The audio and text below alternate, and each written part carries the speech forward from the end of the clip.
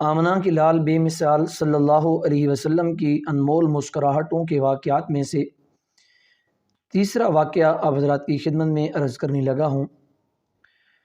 حضرت سیدنا ابو ہریرہ رضی اللہ تعالیٰ عنہ اپنی زندگی کے حالات بیان کرتے ہیں، فرماتے ہیں کہ ابو ہریرہ رضی اللہ تعالیٰ عنہ زندگی کے ایسے ایسے حالات سے میں گزرا ہوں کہ فقر و فاقہ کا عالم یہ ہوا کرتا تھا کہ بھوک کی وجہ سے کبھی کبھی میں اپنا پیٹ زمین کے ساتھ لگا لیا کرتا تھا اور کبھی کبھی اپنے پیٹ پہ پتھر بھی باندھا کرتا تھا۔ ایسے ایسے ایام میرے اوپر گزرے ہیں۔ فرماتے ہیں ایک دن بھوک کی وجہ سے میں اتنا تنگ ہوا کہ میں مسجد کے دروازے پہ کھڑا ہوا۔ نماز پڑھنے کے بعد جب سیدنا صدیق اکبر رضی اللہ تعالیٰ عنہ آئے تو میں نے بڑی اونچی آواز میں سلام کیا۔ سیدنا صدیق اکبر نے سلام کا جواب دیا اور چل پڑے۔ پھر میں نے عرض کی کہ میں نے قرآن کریم کی ایک آیت کا مطلب پوچھنا ہے۔ سیدنا صدیق اکبر رضی اللہ تعالیٰ عنہ کھڑی ہوئی آیت کا مطلب بتایا اور کچھ نہ پوچھا اور چلے گئے۔ فرمایا میں پھر آ گیا مسجد کے دروازے پہ۔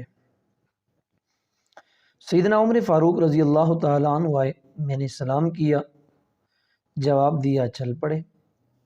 پھر میں نے اپنی طرح متوجہ کرنے کے لیے قرآن کریم کی ایک آیت کا مطلب پوچھا۔ انہوں نے قرآن کریم کی آیت کا مطلب تو بتایا لیکن اس کے علاوہ مجھ سے کچھ نہ پوچھا۔ فرماتے ہیں دروازے پہ پھر کھڑا ہو گیا۔ اسی اثناء میں ابو القاسم صلی اللہ تعالی علیہ وسلم آئے۔ آپ نے ابو ہریرہ کی طرف جب دیکھا تو آپ مسکرانے لگے۔ فرمایا ابو ہریرہ، عرض کی جی ہاں یا رسول اللہ صلی اللہ علیہ وسلم حاضر ہوں۔ آپ نے فرمایا ابو ہریرہ چلو میرے ساتھ۔ میں چل پڑا خوش ہو کے۔ آپ صلی اللہ علیہ وسلم گھر میں داخل ہوئے، میں دروازے پہ کھڑا ہو گیا۔ تھوڑی دیر کے بعد میں نے اجازت طلب کی، آپ نے اجازت دی، اندر چلا گیا۔ آپ صلی اللہ علیہ وسلم نے گھر والوں سے پوچھا کچھ کھانے پینے کے لیے ہے؟ تو جواباً بتایا گیا کہ فلاں شخص نے ہدیہ کے طور پہ دودھ کا ایک پیالہ پیش کیا ہے۔ آپ صلی اللہ علیہ وسلم نے فرمایا ابو ہریرہ، صفہ والے اصحاب صفہ یہ اسلام کے مہمان ہیں، جو انہیں بلا کے لے آؤ۔ حضرت سیدنا ابو ہریرہ رضی اللہ تعالیٰ عنہ فرماتے ہیں کہ آپ صلی اللہ علیہ وسلم کی عادت مبارکہ تھی کہ اگر کہیں سے کوئی صدقے کا مال آتا تو آپ صفہ والوں کو دے دیا کرتے تھے، لیکن اگر کہیں سے کوئی تحفہ کا مال آتا تو آپ ضرورت کی چیز رکھ کر بقیہ مال اصحاب صفہ کو دے دیا کرتے تھے۔ تو فرماتے ہیں اللہ کے پاک پیغمبر صلی اللہ علیہ وسلم نے جب فرمایا نا کہ ابو ہریرہ اصحاب صفہ کو بلا کے لے آؤ، یہ بات مجھ پر بڑی ناگوار گزری۔ اس کی وجوہات تھیں۔ پہلی وجہ یہ ہے کہ مجھے بڑی بھوک لگی ہے اور دودھ کا پیالہ ایک ہے۔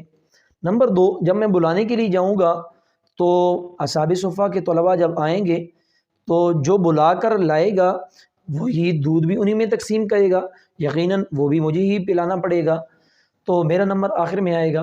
فرماتے ہیں بہرحال اللہ اور اس کے رسول کے اطاعت کرنا وہ تو ضروری ہے، اس کے علاوہ تو کوئی چارہ کار نہیں ہے۔ میں چلا گیا، بلا کے لے آیا۔ آپ صلی اللہ علیہ وسلم نے فرمایا ابو ہریرہ دودھ تقسیم کرو، تو میں نے تقسیم کیا، پیتے گئے اصحاب صفہ کے طلباء۔ آخر میں جب دودھ بچا ہوا تھا میں نے آمنہ کے لال صلی اللہ علیہ وسلم کے سامنے پیالہ رکھا تو آپ صلی اللہ علیہ وسلم مسکرانے لگے۔ فرمایا ابو ہریرہ پیو۔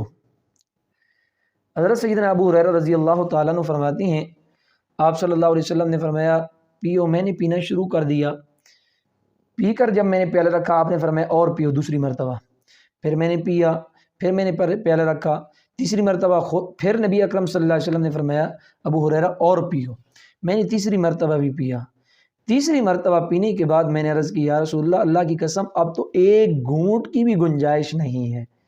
پھر رحمت دو عالم صلی اللہ علیہ وسلم نے اللہ کی حمد کی اور اللہ کی حمد پڑھنے کے بعد، بیان کرنے کے بعد بسم اللہ پڑھ کر خود دودھ نوش فرمایا۔